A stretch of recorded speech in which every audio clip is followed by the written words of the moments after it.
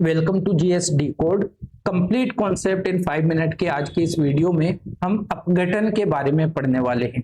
हो सकता है आपको टाइटल, थंबनेल या ये स्लाइड देख के लग रहा हो कि सर अपघटन के बारे में आप हमें क्या ही बता दोगे। हमें ऑलरेडी पता है कि जो अपशिष्ट पदार्थ होता है उसको जो डीकंपोजिशन होता है उसे हम अपघटन कहते हैं। लेकिन ट्रस्ट मी, जब आप अगले 5 मिनट के बाद ये वीडियो समाप्त करेंगे तो इससे बहुत छोटी छोटी बातें आपको पता चलेगी जो हमारे एग्जाम पर्सपेक्टिव से इंपॉर्टेंट है। आइए शुरू करते हैं। सबसे पहले आप देखते हैं कि अपघटन होता क्या है। एक्चुअली मृत जैविक पदार्थों को धीरे धीरे तोड़कर उन्हें सरल अकार्बनिक इनऑर्गेनिक सब्सटेंसेस में तोड़ देना, बदल देना, यह अपघटन कहलाता है। और मृत जैविक पदार्थ या डेड ऑर्गेनिक मैटर क्या होता है?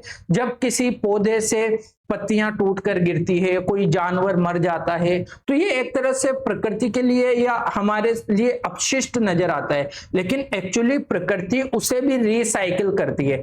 हमारे इकोसिस्टम में कोई भी चीज ऐसी नहीं होती जो कि खराब हो, जो वेस्ट जाने वाली हो, उसका भी रिसाइकिल होता है और पोषण चक्रों का वापस से रिसाइकिल के माध्यम से वो वायुमंडल में लौट कर आ जाते हैं। तो यही सारी प्रक्रिया है। प्रकृति का सफाई तंत्र इसे कहा जा सकता है। अपशिष्ट क्या होता है? जैसे धरती का कचरा है, कोई जैसे यहां पर आप देख रहे हैं एक पौधा था, वो मुरझा गया, वो मर गया, तो अब उस पौधे के अंदर आप देख रहे हैं बहुत सारे पोषण तत्व थे। उसमें नाइट्रोजन भी था, उसमें ऑक्सीजन भी था, उसमें फास्फोरस भी था। तो इन पोषक चक्रों, इन पोषक तत्वों का अब यूज कैसे होगा? तो क्या होगा, ये पौधा वापस से डीकंपोज होगा, छोटे छोटे अणुओं में टूटेगा, मृदा में मिल जाएगा, और वो जो पोषक तत्व इसके अंदर थे वो सारे क्या हो जाएंगे? मुक्त हो जाएंगे वायुमंडल में, और फिर वायुमंडल से दूसरे पौधों को वो पोषक तत्व मिल जाएंगे। ये पूरी प्रोसेस आप डीकंपोजिशन के नाम से जानते हैं। ये जो अपशिष्ट होता है, पौधा मुरझा गया, कोई जानवर मर गया, चूहा मर गया फॉर एग्जांपल, किसी पौधे से पत्तियां झड़ गई है ना, ये जो अपशिष्ट होता है, जानवरों का मल हो गया, इसे आप एनसीईआरटी की या साइंस की लैंग्वेज में कहते हैं अपरद। अपरद, ठीक है। तो ये वाला टर्म ध्यान रखना, एग्जाम पर्सपेक्टिव से इंपॉर्टेंट है। ये सारा डेट्राइटस है जिसे आप अपरद कह सकते हैं। सूखी पत्तियां, लकड़ी के टुकड़े, कोई मृत जानवर, मृत कीड़े, मल, पशुओं का मल, गोबर वगैरह, ये सारे अपरद में आता है। अब ये जो अपशिष्ट आपको नजर आता है, प्रकृति क्या करती है? इस अपशिष्ट का डीकंपोजिशन शुरू करती है, और इस डीकंपोजिशन में 2 तरह के जीव बहुत ज्यादा मैटर करते हैं। और ये वाली स्लाइड आपके एग्जाम पर्सपेक्टिव से one of the most important slide है। सबसे पहले वो जो कचरा आपको नजर आता है, उसको, बड़ा कचरा होता है, उसे छोटे टुकड़ों में बांटने का काम करते हैं अपरदहारी, है ना।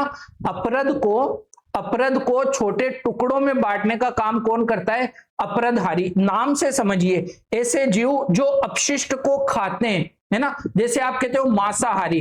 मांसाहारी कौन होते हैं? वे जीव जो मांस को खाते हैं। शाकाहारी कौन होते हैं? वे जीव जो पेड़ पौधों को खाते हैं। तो हारी का मतलब होता है ऐसे जीव जो अपरद पर अपना जीवन जीते हैं, अपना भोजन करते हैं। तो कौन कौन से जीव हैं? केचुआ, अर्थवॉर्म जिसे आप कहते हैं, टर्माइट्स यानी दीमक हो गया, कन खजूरा, मिलीपेड वगैरह, ये सारे क्या हैं? ये अपरदहारी हैं।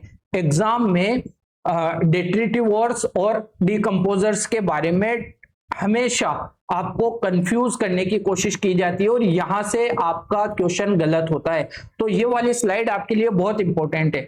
जब अपरदहारी उस अपशिष्ट को, बड़े कचरे को खाते हैं और जब एक्सक्रीट करते हैं तो उसे छोटे छोटे टुकड़ों में बांट देते हैं, ठीक है। और उन छोटे छोटे टुकड़ों को फिर आगे और ज्यादा डीकंपोज करने का काम कौन करते हैं? डीकंपोजर्स करते हैं। डीकंपोजर्स में क्या होते हैं? बैक्टीरियाज होते हैं और कवक होते हैं, फंजाई होते हैं। ये वाली बात आपको ध्यान रखनी है, यहां से क्वेश्चन बनेगा दोस्तों। फिर अगर हम दोनों में अंतर की बात करें, जो सबसे ज्यादा जरूरी है, देखिए अपरदहारी क्या करते हैं? वो जो अपशिष्ट, वो जो अपरद होता है ना, उसको निगलते हैं, खाते हैं भोजन की तरह, उसको भोजन की तरह निगलते हैं, और जब वो एक्सक्रीट करते हैं, जब वो उसका उत्सर्जन करते हैं, तो उस अपरद को छोटे छोटे पदार्थों में तोड़ देते हैं, छोटे छोटे पदार्थों में तोड़ देते हैं। तो ये होता है अपरदहारी। तो उन्होंने क्या किया? शारीरिक क्रिया की ना, तो ये अपरद का फिजिकल ब्रेकडाउन करते हैं।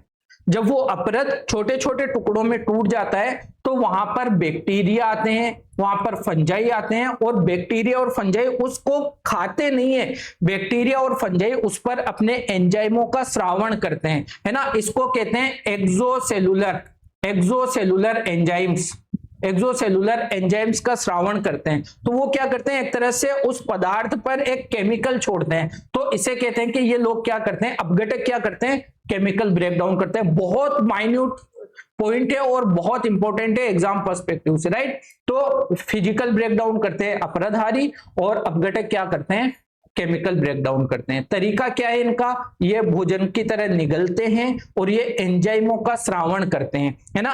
बाह्य कोशिकीय एंजाइम इसको कहा जाता है, एग्जाम में बिल्कुल इसी तरह का कॉन्सेप्ट आपको मिलेगा।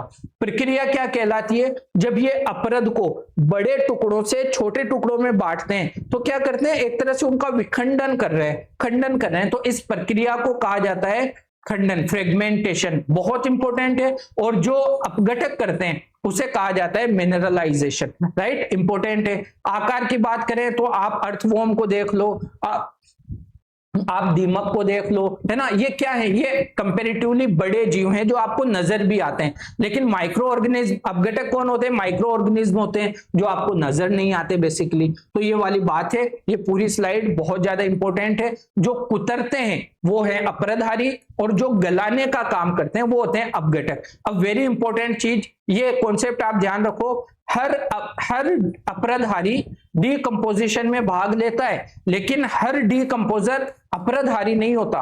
तो अपराधारी और अपघटक, इनमें अंतर आपको पता होना चाहिए। यहां से आपके एग्जाम में बार बार क्वेश्चन बनते हैं, ध्यान रखिएगा। सबसे इंपॉर्टेंट बात, अपघटन की 5 अवस्थाएं होती है। हमने पढ़ा कि ये बड़ा कचरा था, अपराधारी ने क्या किया, फॉर एग्जाम्पल केंचुए ने क्या किया, इसको खाया और छोटे छोटे टुकड़ों में बांट दिया, है ना। अब क्या होगा, इसको क्या कहा आपने कहा कि सर फ्रेगमेंटेशन कर दिया, किसने, डेट्रिटिवोरस ने, यानी अपराधारी ने, अर्थवॉर्म ने, दीमक ने, कनखजूरे ने, राइट। फिर क्या हुआ, जब ये छोटे छोटे टुकड़ों में बटा, तो छोटे छोटे टुकड़ों में बटने के बाद इसके बहुत सारे तत्व ऐसे होते होंगे जो जल में घुलनशील होते हैं, है ना।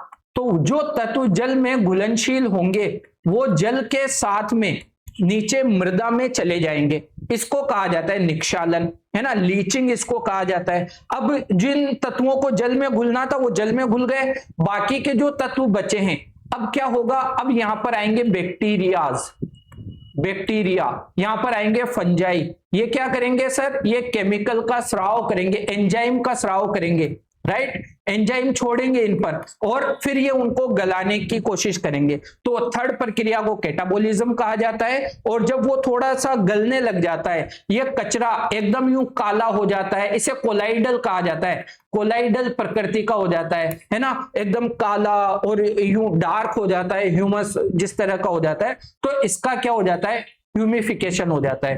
तो चौथा स्टेज क्या है, ह्यूमिफिकेशन है। और यही एंजाइम के मदद से बैक्टीरिया और फंजाई क्या करते हैं, लास्ट में इस ह्यूमस को भी डीकंपोज करके एकदम, जैसे अब इसमें नाइट्रोजन था तो नाइट्रोजन चक्र के माध्यम से वायुमंडल में चला गया, अगर इसमें कार्बन था तो कार्बन वायुमंडल में चला गया, अगर इसमें फास्फोरस था तो फास्फोरस वायुमंडल में चला गया। जब सारे पोषक तत्व अलग अलग निर्मुक्त हो जाते हैं उसे कहते हैं डीकंपोजिशन, उसे कहते हैं मिनरलाइजेशन। और इसकी सबसे लास्ट अवस्था होती है मिनरलाइजेशन। शुरू कहां से होता है, फ्रेगमेंटेशन से, उसके बाद लीचिंग होती है, निक्षालन, उसके बाद कैटाबोलिज्म, फिर ह्यूमिफिकेशन, और लास्ट में खनिजीकरण। मोस्ट इंपोर्टेंट है दोस्तों, यहां से एग्जाम में क्वेश्चन बनता है, इसको यहां पर एक्सप्लेन किया हुआ है, आप आराम से इसको देख सकते हैं, राइट। तो ये हमारा आज का क्वेश्चन था। इंपॉर्टेंट बात, अपघटन की गति, क्या जलवायु का प्रभाव उस पर पड़ता है, 100% पड़ता है। जो क्षेत्र गर्म, जो जलवायु गर्म होगी, जहां पर नमी बनी रहेगी और ऑक्सीजन रहेगी, वहां पर तीव्र अपघटन होता है ना। जहां पर ऑक्सीजन नहीं होगी या कम होगी, जहां पर ठंडा प्रदेश होगा, जहां पर ड्राई क्लाइमेट होगा, वहां पर आप देखते हैं कि अपघटन की प्रक्रिया धीमी रहती है। मोस्ट इंपोर्टेंट है, यहां से आपके एग्जाम में क्वेश्चन बनेंगे। फिर ये सारे के सारे यूपीएससी कहां कहां आपको फंसा सकता है। यूपीएससी कह सकता है कि अर्थवॉर्म डीकंपोजर है, नहीं सर, अर्थवॉर्म अपराधारी है, डेट्रिटिव वॉर है, राइट। फंजाई डेट्रिटिव वॉर है, नहीं सर, फंजाई क्या है, डीकंपोजर है। तो बस इस चीज को आपको ध्यान रखना है। ह्यूमस क्या करता है, humus is directly absorbed by plant, नहीं, ह्यूमस अब्जॉर्ब नहीं होता है, खनिजों को। प्लांट किसको एब्जॉर्ब करते हैं, खनिज को एब्जॉर्ब करते हैं, और अपघटन की लास्ट स्टेज होती है खनिजीकरण। समझ रहे हैं बात को। तो यहाँ छोटी छोटी बातों में आप फंसाए जा सकते हैं, एग्जाम में ध्यान रखिएगा। ये एक एमसीक्यू मैंने बना दिया है, आप चाहे तो इसको अटेम्प्ट कीजिए, वैसे मैंने इसकी एक्सप्लेनेशन भी यहाँ पर दे दी है। ये हमारा आज का वीडियो था, आई होप आपको पसंद आएगा।